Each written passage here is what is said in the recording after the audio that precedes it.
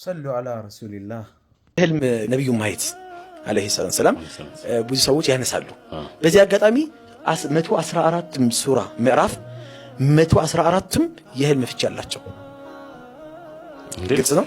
አሁን ምሳሌ ሱረቱል በቀራ ስትቀራ ብታይ ስትቀራ ብታይ ፍቺ ያለው ሱረቱል ረህማን ስታይ አሁን ሱረቱል ረህማን ስታይ የራሱ ፍቺ ያለው ሱረቱል ናስ ሱረቱል ኢኽላስ ስትቀራ አሁን ይሄ ብዙ ሰዎች የሚያዩት ነው። ይሄንን የተፈቱ ህልሞች አሉ። እዛ ላይ ወደዛ ልውሰዳችሁ። ወደ ነብዩ ልምጣ። የነብያችን አለይሂ ሰላም ህልም ላይ እሳቸውን ማየት ነብዩን ማየት ብዙ ሰዎች ያያሉ። አልহামዱሊላህ ግን ነብዩን አየሁኝ ያለ ሁላ አይቷል ማለት ግን አይደለም። ነብዩን ለማየት ቅድም ያልናቸው መስፈርቶች መጠበቅ አለባቸው። በእንቅልፍ ስትተኛ እንደገና ደግሞ አንተ ያለህበትን ሐል ምናልባት ያለህበት ሐል ጥሩ መሆንና አለመሆን ላይ ወስነው ይችላል። እሱ ነብዩን ለማየት አንድ ዱርዬ የምትለው አካል ከዲን የወጣ አካል ሊያያቸው ይችላል። ግን ማትደራደርበት አንድ ነገር አለ። ነብዩን ለማየት ራሳቸውን በሐዲስ ላይ ወይም በዳዕዋ ሲነገር ሲፋቸው አለ አይደል? ባህሪያቸው የጺማቸው አወራረድ፣ ቅንድባቸው፣ ጸጉራቸው፣ አይናቸው፣ ይሄ ቁመታቸው፣ የመልካቸውን ምናምን ራሱን ከሆነ ያየኸው እውነት አይታቸው። ጥቁር ሰው አይተህ ነብዩን አየሁ ብትል ሸይጣንን ያየኸው። ገባህ? ምን አሉ የአላህ መልእክተኛ?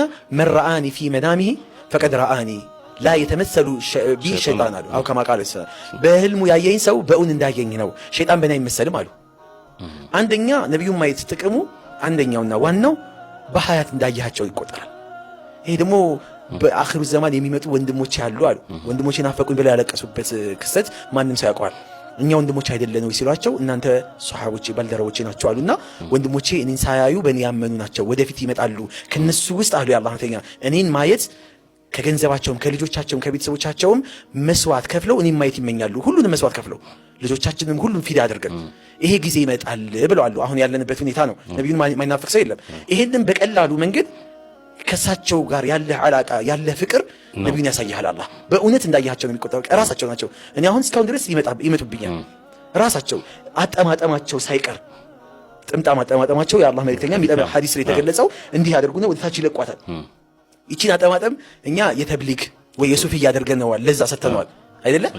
ይቺ እዚህ ጋር መልቀቋ ማለት ነው የነብዩ አጠማጠም እሱ ነው።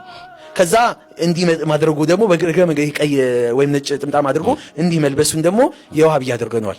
እነዛ ተሳስተው እንዲህ አያደርጉም። እነዚህ ደግሞ ይሄን አይጠመጥሙም። አንዳንድ ዑለሞቻችን ይጠመጥማሉ። የነብዩ ትክክለኛ አጠማጠማቸው ይሄ ጥምጣም ነው። በዚህ አጋጣሚ ከመንገድ ላንሳው ብዬ ነው። ራሳቸው ሲፋቸውን ካየ ራሳቸውን ማየት ነው። ሁለተኛ ትርጉሙ በጣም የሚያጅበው ነብዩን ማየት ሁለተኛ ትርጉሙ ካለበት ማንኛውም ሰው ሊያያቸው ይችላል ብያለሁ። ሰውየው ጥሩ አህዋል ላይ ካልሆነ ምሳሌ ኸምር መጠጣቱ፣ ዝሙት፣ ስርቆቱ ላይ፣ ቁማር ላይ፣ ወለዱ ላይ ምናምን የተጨመላለቀ ከሆነ የሳቸው ሪሳላ ዳዕዋ ተው ባሪያ እንት የአላህ ባሪያ የሚል መልእክት ነው። አላህ ይወድሃል ተው አይነት ተው አቁም። በዚሁ ልክ ደግሞ አክሱ ደግሞ ጥሩ ሁኔታ ላይ ያለ ሰው ደግሞ ጥሩ ነው ግፋበት የሚል የአላህ መልእክተኛ ዳዕዋ እንደማድረግ ነው። ለሰውየው የሳቸውን ማየት ዳዕዋ እንደማድረግ ነው። ያለበትን ሁኔታ ቶሎ ብሎ ቃኝቶ ወዳለበት ሁኔታ መመለስ ይጠበቅበታል ማለት ነው ሰውየው። አላሁ አለም።